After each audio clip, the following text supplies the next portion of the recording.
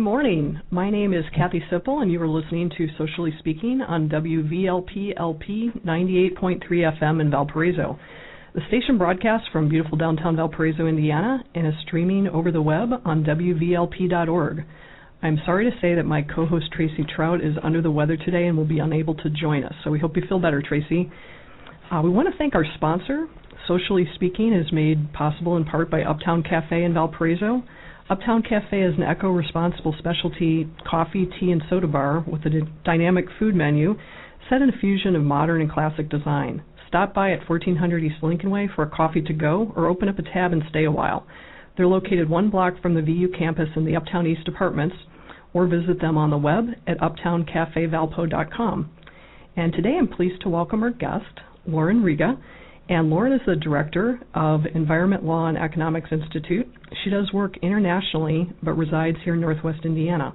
Lauren is an energy consultant and will also be the instructor for Valparaiso University's new graduate-level sustainability certificate. It's offered through their MBA program, which we'll be launching this fall. So welcome, Lauren. Thank you.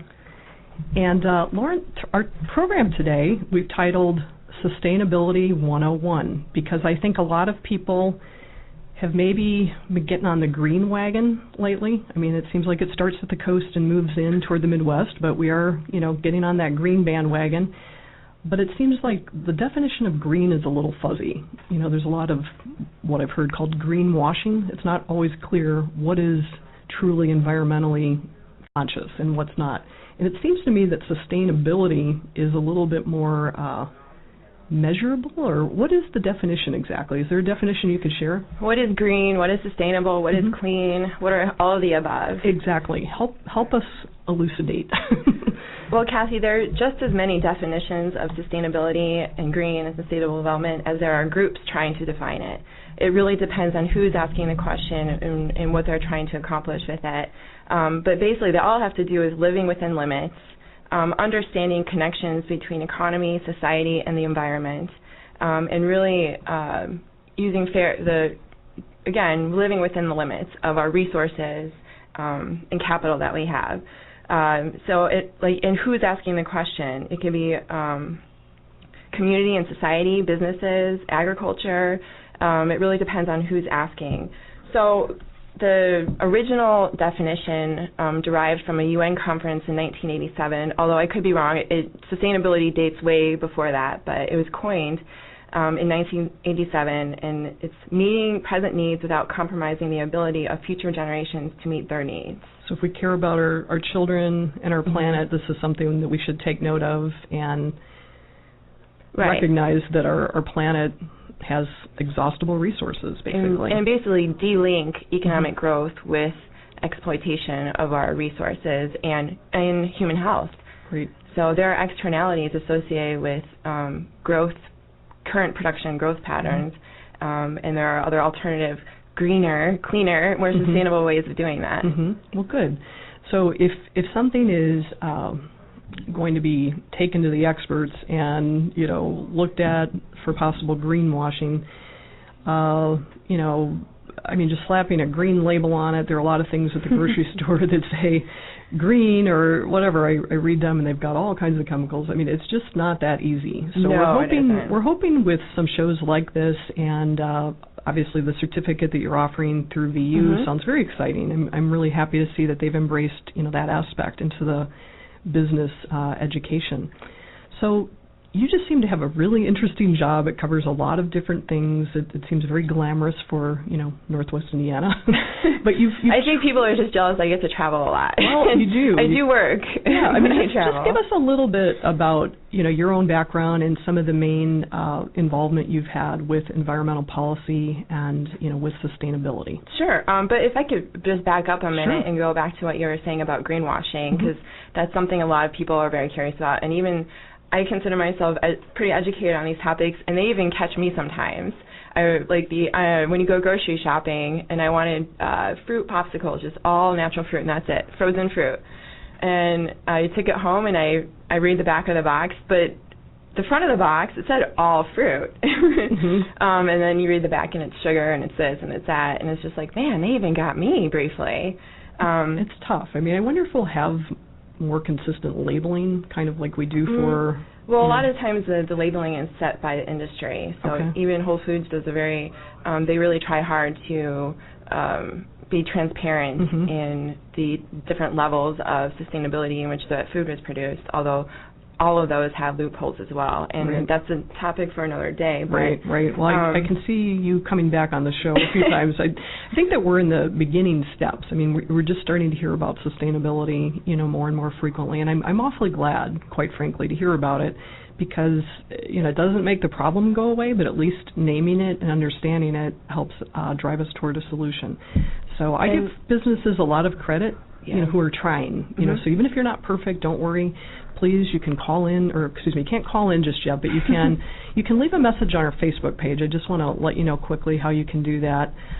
You can find us on Facebook at facebook.com/socially speaking WVLP. So we do have an event page for this, and you can certainly post your comments there. We'll try to incorporate that into the show. Or you can message me directly on Twitter. My Twitter ID is Kathy Sipple, so it's just KATHYSIPPLE with no spaces, and we'll do our best to incorporate your comments. And please do feel free to send your questions, because I'd like this show to be relevant to what you guys are interested in and what you'd like to know about. So send your questions, and even if you want to challenge me, go ahead. Great. And the good thing about having that space online where we can communicate with the people who are listening is that even if you want to address something later, it kind of gives you that space to do it. So, in any case, well, that's just great, Lauren. We're really pleased to have you here. Thank you. And as far as business greenwashing, the VU certificate program, we were actually one of the few universities selected to work with the United Nations on the Global Reporting Initiative and AA accountability, not the other AA. But we don't want that one to be sustainable, really. And I'm not actually teaching this course, but basically, from what I understand, is we have a set of criteria, and businesses volunteer to be audited, and we are a separate third-party auditing, and we grade businesses on their greenness and their sustainability practices, and then provide a report. And this is all public, and this is really the private sector way of voluntarily wanting to engage and set an example on how to be more sustainable and do more with less and more efficient and less damaging with their production patterns. And so you focus a lot on energy, correct? That is one of your key areas? Yes. Is that typically a starting point where businesses will begin to look at that audit process, or is there a typical entry point?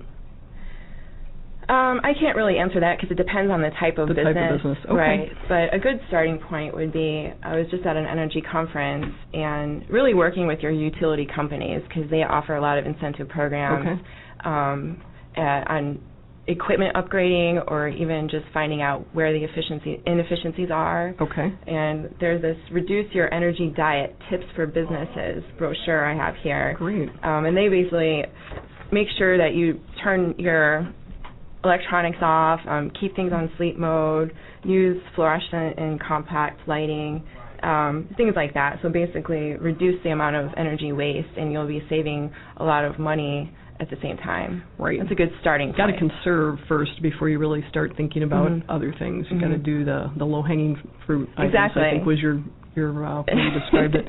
And Lauren, where could people get that flyer? Is that available through any type of an online resource, or who put that little pamphlet together? This was at an Indiana Renewable Energy Conference. Gotcha. And it says for more information you can go to www.in.gov/OUCC. OUCC. Okay, and we'll be posting some of these links after the show as well, but we would like to let people have that resource available. Well, okay, we did not talk about this in advance, so I'm just going to say, is there a typical business profile that lends itself more to becoming sustainable than another, or is any business out there fair game? There are many, I guess you would call them best practices or best management practices, and so there are many different models and outlets where you can obtain that information, and we can also provide that for them. But a lot of it is also information sharing, so a lot of conferences, a lot of meetings, it's really about sharing lessons learned, and preventing reinventing the wheel. So oftentimes when businesses or governments go to these things and they find out really valuable information that can be replicated with their own needs. Right. Well, that's really interesting because a friend of mine, Ernest Rando, he's been a great supporter of green drinks. He works at the Dunes Learning Center and just a great volunteer for the community, posting all kinds of links.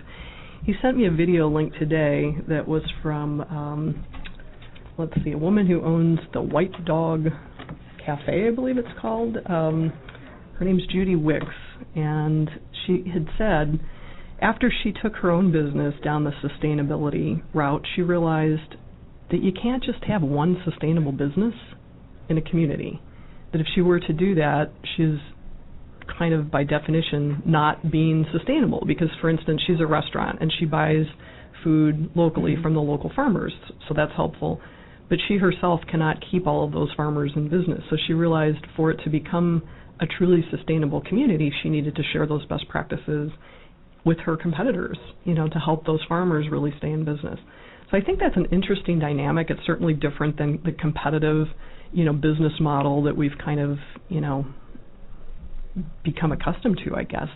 But it seems like it's going to take some cooperation, it's going to take some communication, and really just retooling how we get things done. Right, and that goes back to another question you asked. So what do I focus on internationally and nationally and locally is really connecting the areas, interdisciplinary approach, connecting business, and policy, science, and academia, and how are those things integrated, and really taking a holistic approach to planning and development, and what are our options. There's so much information out there. A lot of it is marketed. The meaning isn't always clear.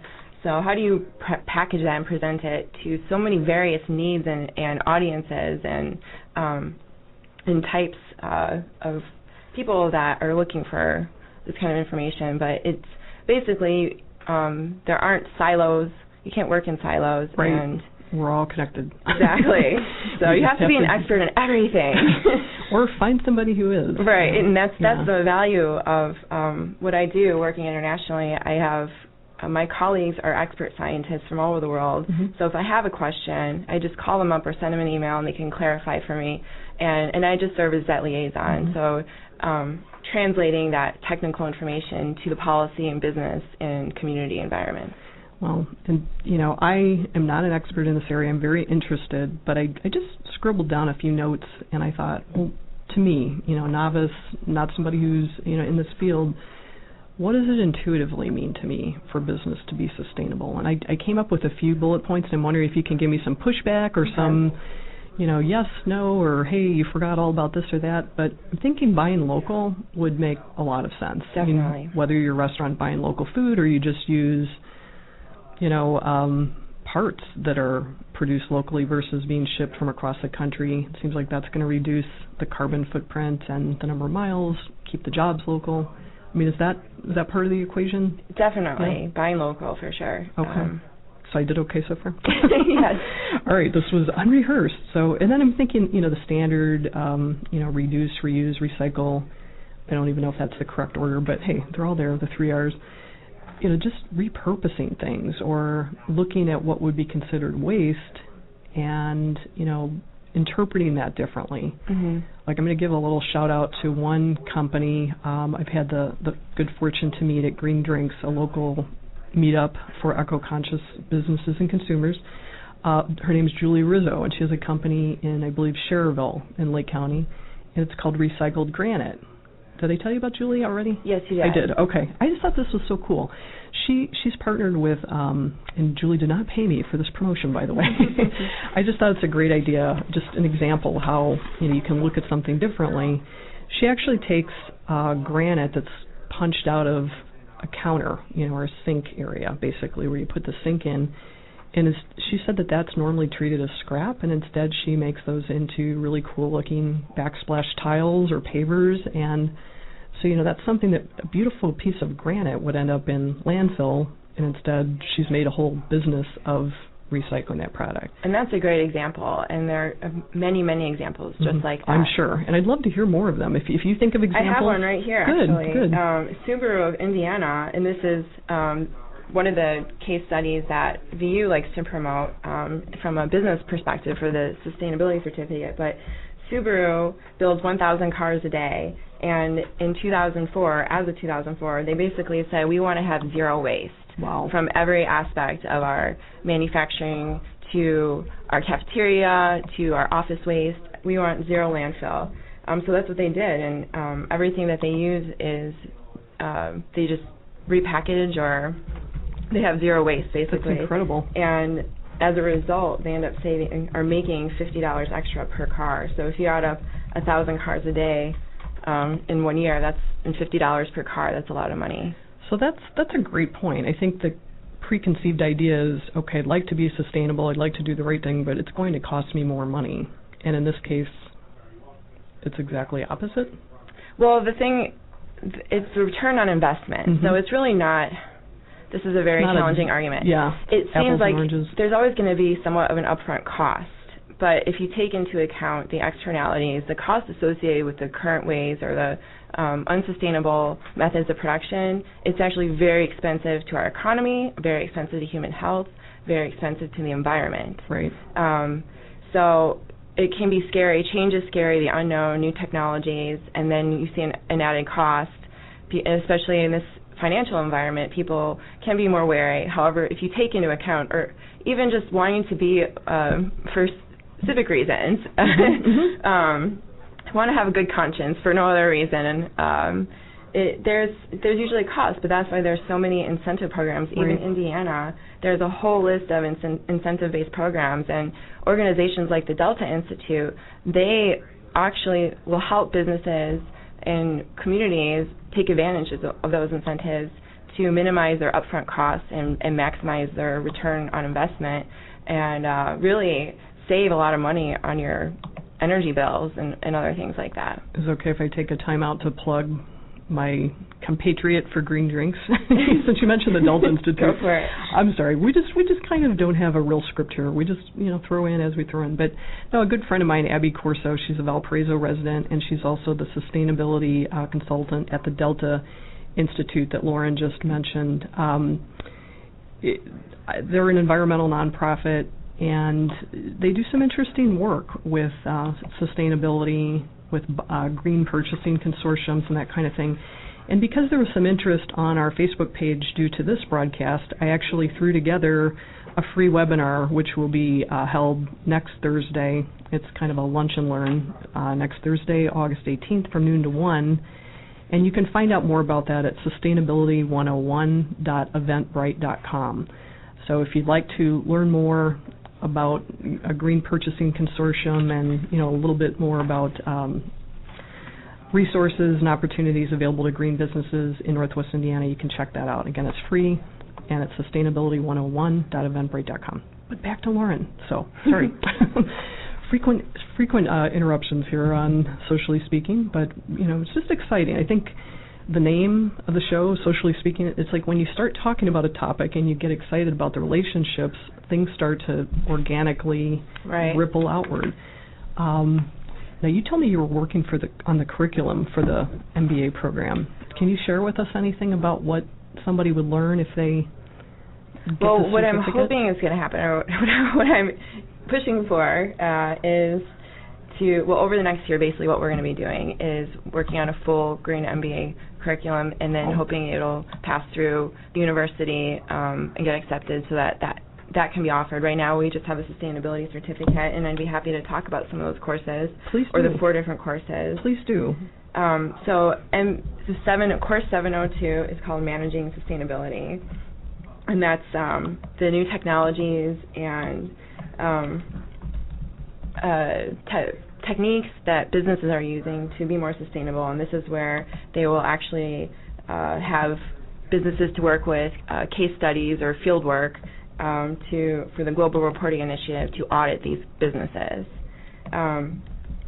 703 is one of the courses I'm teaching, Forces Affecting Sustainability in Business, and this course focuses on the policy, legal, market forces required for environmental standards, incentives, profitability, and practices in the global business environment. So basically all of the different pieces that are forces that affect sustainability and the questions and how to kind of sort through all that information, similar to what we talked about recently. 704. Oh no, I'm missing. Oh, here it is.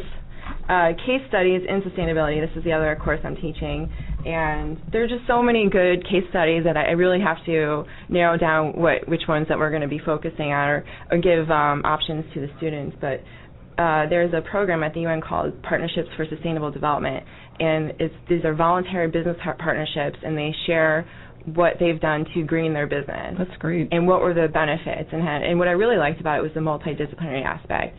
So you have these corporations working with universities and government agencies and people that are usually non-traditional partnerships. People are usually at odds coming together for the greater good. Very cool. And they get very excited about it, and it makes me excited to share these case studies. And I'm really curious what case studies our students are going to come up with, maybe in the region, maybe whatever they want. And maybe even starting some case studies by inviting people to take part. That would be really interesting. Creating our own case study. Right.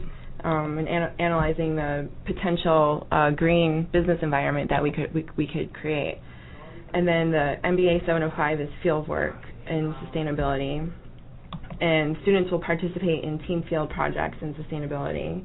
And this is where they'll also do a GRI audit. And tell me, what is GRI one more time? Global Reporting Initiative. Okay. So 705 and 702, and you can go to the website, Valpo's website, and read about the Sustainability Certificate Program. Can you give us the name of the website? Do you know that offhand? Yes, I'm looking for it. Or otherwise we can post it after the show. But it's vu.edu, is that correct, or valpo.edu? Valpo.edu. So it's www.valpo.edu, and you can probably go to the MBA section and find the sustainability area. And can you also tell us, I know the deadline is fast approaching, if somebody is interested in this field of study and might want to sign up. I know we're not quite through this program description, but did you say the cutoff is? It's August 12th. So that's this Friday. That's this Friday. Okay. So the application is not very intensive, so it won't take much time, and then the return rate is very quick. So if you get it in Friday, you'll hear no later than the following Friday if you're accepted into the program. Great, good. And I'm sorry for not at all. Going out of order again, but I just want to let people know there is some degree of urgency if you are interested in this particular program. Right. And 702 and 702 of the courses, 705 I am not teaching, but please feel free to contact Valpo if you have more questions. For 703 and 704, the forces affecting sustainability and the case studies, if you have questions, I'm happy to answer more, or if you have thoughts on, what if you were a student, what would you like to see? We're definitely open to that. And then as far as the full Green MBA program, we'll be working on a fuller curriculum over the next year and hopefully get that passed. And maybe Valpo will be able to offer a Green MBA in the coming years. Wonderful. Well, actually, I see that Valparaiso University put us on their website. So there's a completing the circle here. Wonderful. But we do have a contact for you. If you'd like more information about this, you can contact Cindy Scanlon. That's Cindy CINDY.Scanlon SCANLAN at valpo.edu. And the fall session begins August 22nd. August 22nd. So coming right up. If this sounds really intriguing to you, dust off that. I do have to say, this is a very exciting program. And Bruce McLean, the director, he's just a very forward-thinking, innovative, well-rounded person. And he really understands the business benefits of greening the environment or greening businesses. And that's definitely an area that has a lot of people are more curious about. So what are the economic benefits of being green? That's awesome. And if you're just joining us, I'd like to remind you that you're listening to WVLP-LP 98.3 FM in Valparaiso. I'm Kathy Sipple, co-host of Socially Speaking, and our guest today is sustainability expert Lauren Riga. I just botched her name. But we're just discussing a little bit about the Valparaiso MBA Sustainability Certificate that she'll be kicking off very shortly, and just all aspects of sustainability for business. And I'd like to also somehow, after we finish going through the curriculum, talk about what does it mean to a consumer? How can I be a more responsible consumer? is there any consumer push for that? So I'm just throwing a lot out at you, No, that's Lauren. okay. I like that. Like Got a lot of buy questions. local, and I that's kind of for me personally. I've always been interested in this, even before I knew necessarily what I wanted to do. But really, not everybody. Vegetarianism isn't for everybody, and I by no means am 100% innocent all the time. But really, just reducing the amount of meat and cheese, actually. So just if you cut back meat one day a week or whatever you're comfortable with, that makes huge benefits. And also with the local, I try to do the 5 ingredients or less rule. So if you look on the back of a box and you just see so many ingredients and half of them you can't even pronounce, 23 syllables. You probably don't want to be putting that in your body anyway. Yeah. But 5 ingredients or less means that's 5 ingredients that really came from wherever, but they're fewer. So there's a lot less opportunity for chemicals to sneak in, or intensive production practices, or transporting to get all those ingredients into that product. Well, that's great. And a couple other things I was thinking of is, I hear about the carbon footprint, and you mentioned one company before that was trying to be what did you say, zero impact, or I forgot exactly how you said that. Landfill. Zero landfill. Zero waste, basically. Okay, zero waste. So it seems like maybe there's a few different measurement opportunities to see, to measure sustainability. But the carbon footprint seems to be one that I keep hearing. Is that one you're familiar with or that you work with? I don't necessarily work with it, but I think, and this is to be honest, a lot of what people do is more symbolic than actually, not necessarily. So for me, I still take hot showers. Is that bad for the environment? Yes. I still, you make strides where you can. Right. But and I do drive a Prius, and now there are other even more efficient vehicles on the market. So it really depends on you as an individual. But it's the deeper meaning is it's a shift, it's a culture shift. Mm-hmm. So people are becoming more aware, and they're reading, and they're getting the information to them that they need so that we can have this culture shift for less waste and more efficiency, even within our own lives.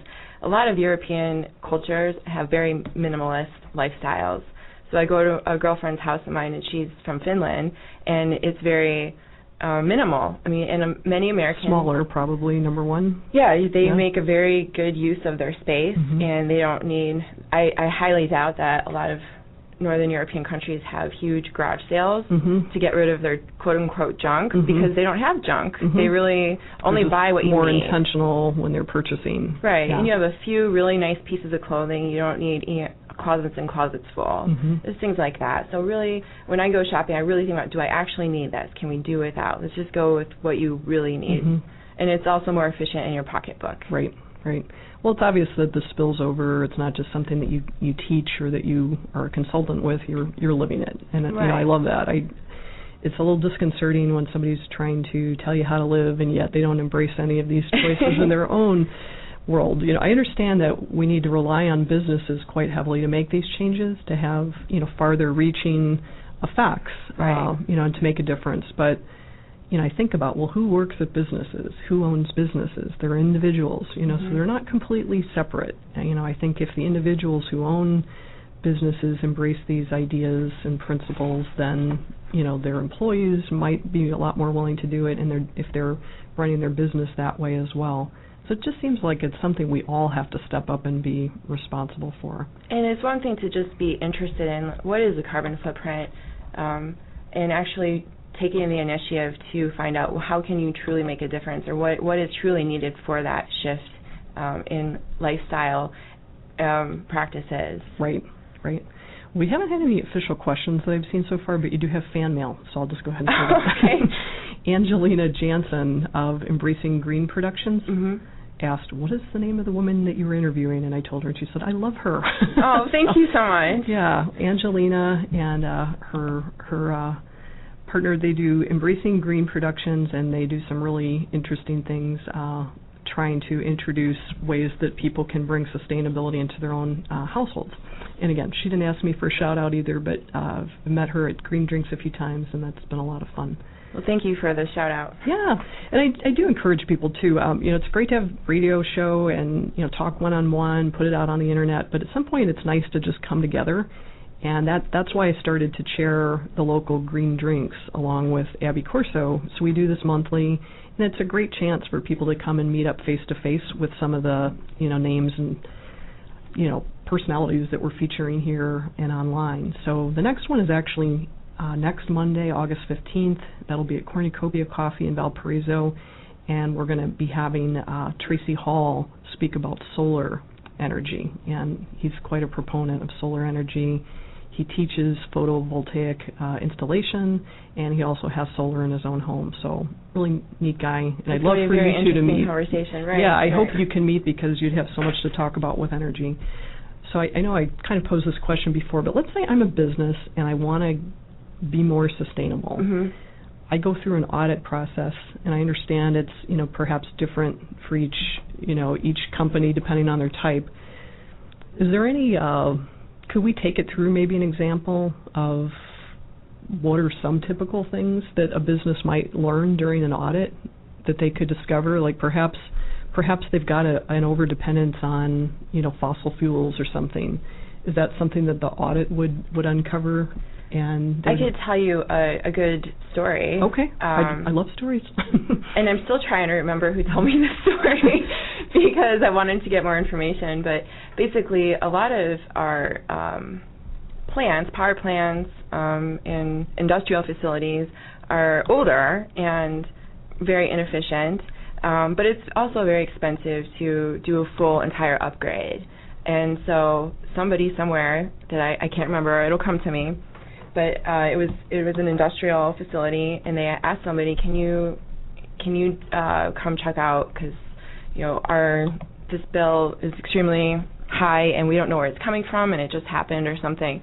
And so all he basically did was look at the facility, and there were many opportunities for upgrades, but he found some kind of gap or patch or something that was broken, and he fixed it, and it was very minimal, and it saved them millions of dollars. Millions. That's incredible. And it was just one tiny inefficiency that he fixed just by walking around. He saw many other opportunities, but I think, and oftentimes energy auditors or folks that are trying to help industrial businesses upgrade their equipment to be more efficient, it's hard to just dive right into all of that. So if you start small, so once he found that patch or fixed it, they were like, that's great. What else can you do for us? Yeah. Because you just saved us so much money. Right. And now I can pay you as a consultant because you just saved me money. It's real money being paid for real money saved. And change isn't incremental. You cannot expect revolutionary change overnight. So start small and do what businesses do what they're comfortable with. However, with that said, because the business environment, the global business environment is so excited to get on board with the sustainability, and they're working with the UN, and they're working with international agencies and everybody, they're, what can we do to help? We're excited. Businesses that aren't as excited, just from pressure, because consumers want to see that, and other businesses are doing it, they have to get on board, otherwise they miss the boat. And people won't want to purchase their products. People will begin to look for... They're missing the innovation. The companies that are giving them what they want. Okay, good. Well, that's great. I mean, that's just really encouraging to know that it doesn't always cost more. I mean, I understand that putting down some of this infrastructure, I mean, you don't just become a society that's not dependent on fossil fuel overnight. But if you've got some wins along the way... and some ways to recoup some of that cost and reinvest. Tackle those low-hanging fruit. So are there any other low-hanging fruit type opportunities? I mean, the energy audit seems like that uncovers some no-brainers. It's hard to believe. Well, I think in lighting technology is still improving, but you can switch your light bulbs to the LED or to the for industrial. CFL also, or no? Or would that is that the correct? Yeah, CFL LED. In your home, business, whatever. So that's a good start. Also, solar photovoltaic panels are becoming very cost-efficient or cost-effective, and that's really great for distributed energy and really just being self-sufficient in terms of energy. And they're just very minimal on land and water intensity. They're put it on your roof or wherever, right. and you have power. So things like that. I have a really small-scale story to back that up. But, I mean, this year I just looked around at my little postage-size stamp backyard and thought, why do I turn on the light at night when the dog goes out? How could I change that? And I found, really festive-looking solar-powered globes that I could string along. And I love that. I look out there, and every night they're on, and every night I think, I paid once for that, never paying for it again. It makes me so happy. So, yeah, if you're a business and you could do that and it really, contributes to your bottom line, how wonderful. Any other resources or ideas where businesses could look or programs? I mean, I guess just any programs that you think of along the way. Let's throw it out. Let's post those links online, and then just with a little sentence saying, this is how you can. That's probably better to do. Resources for greening your business. So check our page back later after the show. It doesn't mean the very end of the show. We will follow up and we'll commit to posting some links that we've referenced. It's probably a little easier to do after the fact than live. So I was looking at different definitions of sustainable business and production, and I found one, and it's pretty dense, but I'll read it. So this was the best type of, and if the audience can find a different definition that you like better of sustainable business, it says sustainable production is the creation of goods and services using processes and systems that are non-polluting, conserving of energy and natural resources, economically efficient, safe and healthful for workers, communities, and consumers, and socially and creatively rewarding for all working people. Okay, well, the last part was yeah. a little, but basically, why, if you can use something that's derived from natural ingredients that are not harmful, then why use all these man-made chemicals that are potentially toxic to the environment and to your health? Or including ingredients or steps that are damaging and also unnecessary. So really just being more efficient, and there's a field that's emerging called the green chemistry, and they're basically trying to replace toxic chemicals with green and non-toxic, more naturally derived chemicals. Great. That sounds like a good plan. Mm-hmm. And again, this is a really micro story. It's not a business converting, but I've started to just use very natural products in my own home for cleaning. Mm-hmm. And I'll give a shout out to Valerie Style from Mark Nielsen. She hosted a program called Green Cleaning several years ago at her company, and I attended it. It was just so interesting. I now clean mostly with just a huge Costco size, jug of vinegar, yeah, a huge bag of Arm & Hammer, baking soda, and lemon juice. Mm-hmm. Probably something else I'm forgetting. But then I don't have the VOCs. I don't have the volatile organic compounds. It doesn't give you that headache when you're scrubbing the shower. It's your 5-ingredient or less rule, too. It is. And my great-grandmother, so that's easy. what she grew up, or that's what she used to clean the house with, and that's what we do, too. Yeah. And it works better. And then I got some little orange oil from, what's it called, Botanic Choice, I think, right in Hobart. It's a local company. They make these natural botanical oils. I put that in my mop water. It smells great, It smells so much better than Pine Sol. Oh, probably not supposed to say that on air. But, okay, we're not out to throw anybody under the bus, but it's just, you can do this so easily. If you don't have time, I know there are a number of companies that actually produce, natural, cleaners and that type of thing. But it seems to me if I'm going to go into a restaurant or a coffee shop, I would probably like to enjoy my food in a place where you're not inhaling or ingesting all of these VOCs along with your meal. So that might be another aspect of sustainability. Would that be true? You and I both appreciate urban agriculture or community agriculture, so I really think that we need to talk about that a little bit more from a consumer aspect and really supporting our local farmers markets, advocating for, and Sandy was just on his show last week, so you had this whole conversation. That's okay. We love hearing about it. Everybody eats, so it's something that all of us can do, whether you're a business, consumer. This is a way that we can all support sustainability. Right. And so we definitely need to have a more accessibility to locally produced foods, and that's just good for the community, good for the environment, and our health as well. And it's something that we can tangibly do as individuals and that make a huge impact. And I'd like to give a shout-out. I'm giving a lot of shout-outs today, you might see.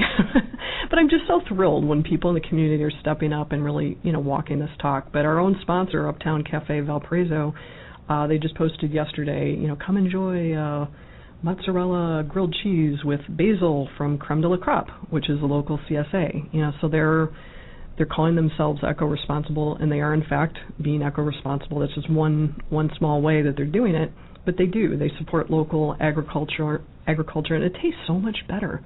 I mean, beyond the sustainability, beyond the the health, when it hasn't traveled 1,500 miles to get to your plate, it just tastes a whole lot better. And I think the nutrients are a lot more dense still at that point. Anyway, I'm talking a lot. I should probably let our expert talk. But I do have one comment that came from our Facebook page. It's okay to go ahead and share that? All right, we have a comment from Leanne Hoagland-Smith, who is a business consultant here in Valparaiso and also a writer with the local paper. She has recently gained her own sustainability certificate.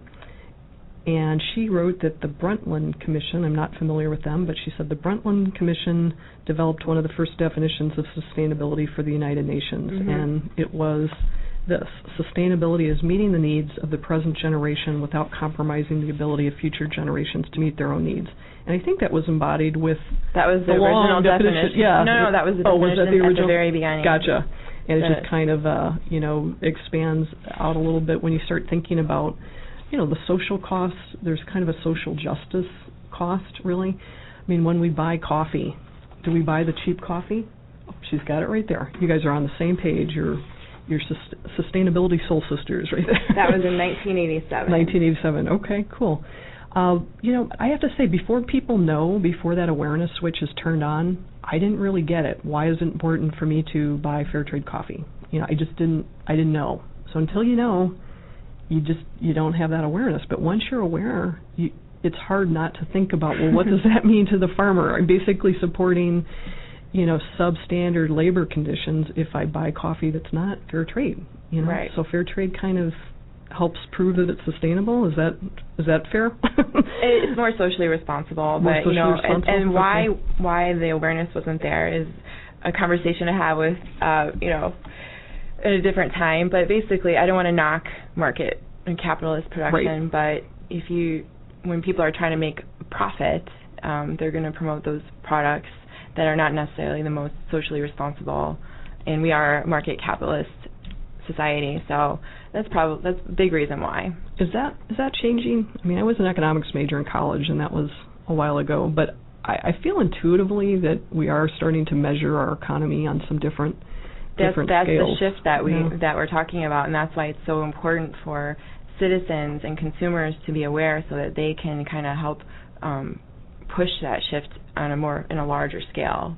So, do you have ideas for what you can do if you're concerned consumer? How do you become part of the push, or what can we do to make it worth it, and to make businesses say, hey, I want to hire a sustainability consultant, or hey, I want a sustainability plan, hey, I'm going to pay attention. Any tips for that? Well, I think it goes back to any individual. So if you are really, if this is something that you're interested in getting more involved with, or figuring out how you can personally make an impact, find out what are your true interests, what are your talents, and how can you get involved in a way that is enjoyable for you, as well as making a difference, because you'll be a lot more effective if you're doing something because it's something you truly enjoy and want to do, as opposed to, well, I'm an educated individual and I need to do this because that's the right thing to do. But make it fun and find your niche on what you're interested in, and kind of turn it into a hobby or a lifestyle, or something that you truly care about. Well, two months ago, I guess it was, we had a speaker, Brian Cretton at Green Drinks, and he presented Permaculture 101. I definitely see some overlap, there. In part of his very lengthy definition of permaculture, one nugget I remember was, watch what comes into your home and watch what goes out. And if you can just minimize that, you're probably on the right track.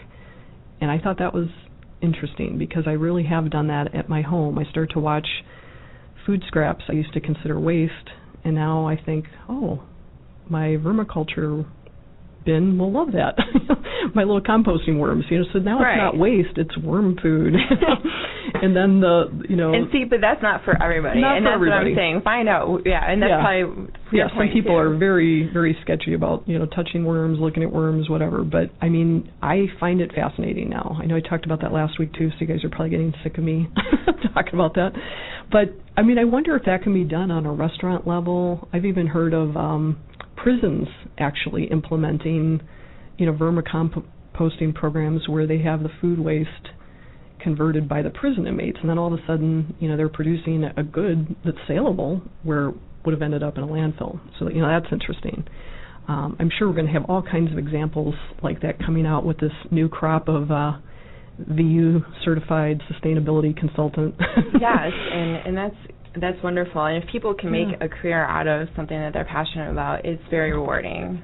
And for me, and it's nice that you pointed out, I do the best in my personal life as I try to replicate in my work. But one thing that I personally enjoy is kind of translating the science environment to the business and the policy to communities. And I recently started writing for an energy industry publication. And I guess being a practical person, I pick some of the low-hanging fruits that aren't the sexiest topics, but I wrote about renewable energy systems on brownfields, and that just seems like a very practical, common-sense approach to being energy. And back up and tell us, for people who may not know what a brownfield is. Thank you. Mm-hmm. A brownfield is basically, it can be a contaminated or formerly contaminated site, industrial sites, basically a piece of land that is not being used, that can be. And that's. Do you happen to know if the Portage Riverwalk was that a former brownfield? Mm-hmm. I mean, and that's so beautiful. If you've not been there before, gosh, I mean, you just think. And that was tragedy. Another great example of public-private partnership getting together. You have the industry, and I'm going to miss some of the stakeholders because I wasn't directly involved with the project. But I'm sorry, totally am throwing these random references at her, and she's keeping up nicely. No, but that's a wonderful example, and it's right here in Northwest Indiana, and it's just a beautiful outcome of multi-disciplinary partnerships. Thank you. And I just want to remind everybody, if you're just joining us, you are listening to WVLP-LP 98.3 FM in Valparaiso. I'm Kathy Sipple. I'm the co-host of Socially Speaking, and our guest today is sustainability expert Lauren Riga. We do miss our other co-host, Tracy Traut, today. She's not feeling well, and Tracy, we hope you feel better. But we'll continue on. Thank you, Lauren Riga. Thank you for having me. And so one of the benefits of the VU Sustainability Certificate is these students will come out with real-life experience on auditing businesses and other field work in sustainable practices. So it's not just sitting the academic environment, but we're actually giving them current affairs, real-life businesses, real up-to-date policies and practices that will make them more marketable and when they complete the certificate. That's great. So do you have kind of a vision for who would this graduate go and work for? Would it be kind of a nonprofit or whoever they want? Whoever wants to hire them. And we have people from all different backgrounds, and that's the beauty of sustainability because it can be applicable in any field, any industry, any practice. Okay. Just kind of wondering if it'll be one of those things where if you're a big enough company, you hire an in-house sustainability manager. I don't know if that's on the horizon anytime real soon, or if it'll, for smaller, medium-sized businesses, they'll reach out and hire a sustainability consultant. It'll just be interesting to see how this field shapes up. So, but I, again, applaud VU for adding that to their curriculum. It's just nice to be part of a forward-thinking community. I live right here in Valparaiso, so it's just nice to see when, your own community is being forward-thinking and, moving these policies ahead. And we're really working with the students as mentors as well. So I know when I got my master's degree at Valpo, I was able to tailor sort of my degree towards what I wanted to do. So my focus is on, my master's was on international commerce and policy, and I tailored it to global energy markets, basically, sustainability. And so as you were asking what would be their ideal job, well, it depends on what they're interested in doing or a lot of times people are already working, so it would just enhance their skill set. But we're more than happy to work with them as mentors to kind of shape what they would like to do with that sustainability certificate. Good. And do you ever have people audit the classes at BU? Even yes. Yeah? Mm-hmm. And how would that work? Yeah, selfishly. Let's ask Cindy. Okay, we'll ask Cindy. Call Cindy. Call Cindy with all the questions that I don't have the answer to. I might be posting a comment for Cindy. I don't know that I'm up for getting an MBA just now, but gosh, I'd love to be literally a fly on the wall and listen. We would love to have you in the classes. Cool. See how I invite myself? I put her on air and then put her under pressure. But, so I'll be teaching Monday nights from 6 to 9:40. Good. We'll be very interested to see how that goes, and I hope you'll stay in touch, coming back on the show or, posting on our page. I think we're going to definitely be keeping in touch. And the other two professors, Elizabeth Gingrich and Scott Shinone, are also extremely wonderful. And I've directly worked with Scott, and we will be teaching together. And he's just, we're 2 generations apart, and he comes from a business background, and I come from more of a policy background, and we just complement each other beautifully. So our skills are just matched very well. So I'm looking forward to continuing to learn from him while working with him at the same time. And Elizabeth is just incredibly knowledgeable in so many different areas. Good. Well, so do you see this as something that, like, any size business, any industry could embrace and put to work, sustainability plan?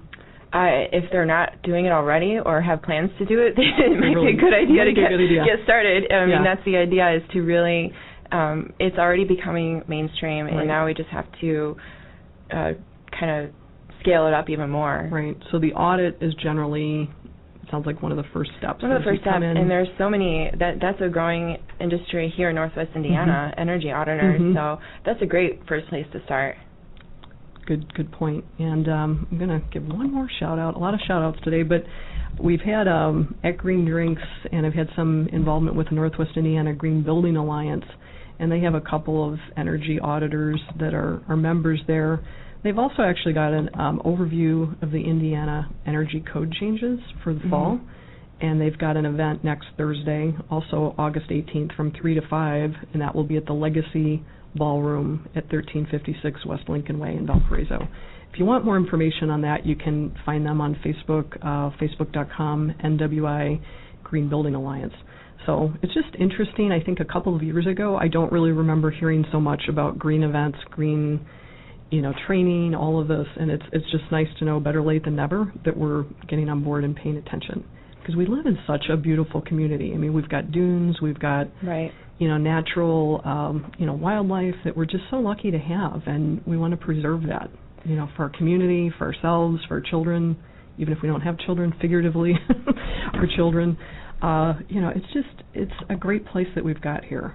And you mentioned the energy code changes, and being a policy person, I feel the need to mention this, that our federal government has really recognized the need to shift towards sustainability, but also to have an integrated approach to planning. As I mentioned before, they can no longer work in silos and have that be effective and non-damaging. So the federal government, it was the Housing of Urban Development, Department of Transportation, EPA, so HUD, DOT, and EPA formed together and developed a partnership for sustainable communities. And then they chose 6 livability principles, which you can go on the internet and read about them. But it's basically more transportation choices, non-motorized and pedestrian-friendly, housing, economic competitiveness, and really promoting environmentally friendly living communities. So that's transportation, housing, and environment. So even it seems like some housing developments, I know the Villages of Burns Harbor is experimenting with this, like even having specially designed workplaces, in the residential structure. So if it's a work from home kind of situation, you can't get much more than zero commute and just going into your living room or going downstairs or something. So I thought that was pretty exciting to see in their development. I think we'll see more of that. Right, and that's basically what we're saying is for planning, really promoting smart growth principles in planning communities. So, like you said, we have all these beautiful the dunes and so much ecosystem here. So how can we continue to grow as a community in harmony with nature? Right. We do have another question, so thank you, Internet listeners and radio listeners, for your questions. Leanne Hoagland-Smith writes via Facebook, there have been indirect references to corporate social responsibility in this interview. Can you speak to that, as many Generation Y employees use CSR as part of their job acceptance? So I think she's saying basically Generation Y might be so interested in their employer being socially responsible that they won't accept a job otherwise. Leanne, please correct me if that's not the intention of your question or your point. So are potential employees looking for that social responsibility in employers? Yeah, I just think maybe, what are you seeing as far as, businesses and their interest in appearing to have corporate social responsibility? I mean, how does that play into the mix, or how the hiring, who's in charge of that at a company? Who looks at, is there a corporate responsibility officer, for instance? Or there are. Are there? And okay. Yeah, we should probably bring an actual business person on, because I can't speak directly from these. This is just from stories and in my work. But there are, and every business is different, but there seems to be, I guess, from people that I've directly worked with, they want to get involved as much as they possibly can. They want to know how they can help and what they can do. So those companies that are really taking the initiative are really creating that environment for businesses that are not necessarily as eager to jump on board, but if they want to remain competitive, they have to. So one way or another, going to get on board. The business environment is turning green. Yeah. But and I think the best way is to lead through example. So businesses, and that's why one of the great things about this certificate program and all these sharing lessons learned, they share their success stories from their industry and how it was economically beneficial. They saved this much X money, or they made X dollars. They have zero waste. Now these beautiful community partnerships are formed so they can work together again in the future. So it's just the business environment and are very excited, and I can't say every single one, but there is a strong We've got interest. some way showers out there that are leading the way. Well, Lauren Riga, this has been very exciting, and I just am so proud of the work that you're doing, here and internationally, and just feel very pleased to have met you and for you to shared your expertise and your time with us today. Thank you for having me. So I'd love to, document some of these case studies in a future, socially speaking show. I think having some real-time examples and real-life examples would be very, very interesting. And I really wish we could have callers come in, so if you have questions, contact us, and I'd be happy to go into more detail. Yeah, we'll work on that. We've kind of got the whole, Facebook and Twitter thing going, but we'll be stepping it up, I'm sure. I do have just a few announcements. I know we're almost at the top of the hour, so I'm going to cut away and just thank our sponsor once again. We're sponsored in part by Valparaiso Uptown Cafe, and they are an eco-responsible specialty coffee, tea, and soda bar. And they're located just one block from the VU campus in Uptown East Apartments, or on the web at uptowncafevalpo.com. And they're very nice people. They've got a lot of local art on the walls. It's a very energizing place to visit and go see. Also, we are in need of an engineer for our show here at Socially Speaking, and WVLP LP has several other slots that they need engineering help with. So for our own engineer, if you're interested in social topics or environmental topics, that's a plus, but not necessary. It basically requires just a few hours a week, and we'd be looking for an ongoing commitment if possible, but probably minimum 6 month or a year commitment. The time slot for our show is 10 to 11 a.m. There's also a slot for the 12 to 1 p.m. slot on Mondays, and the 5 to 7 p.m., Greg? Is that correct? It's 5 to 7 p.m. also on Mondays. So if you've got a lot of time on Mondays, you could just get a cup of coffee, come on down to WVLP, and help us out to keep producing great radio. So again, we are on WVLP LP 98.3 in Valparaiso, and this has been Socially Speaking. My name is Kathy Sipple, and Tracy Traut. We hope to have you back next week.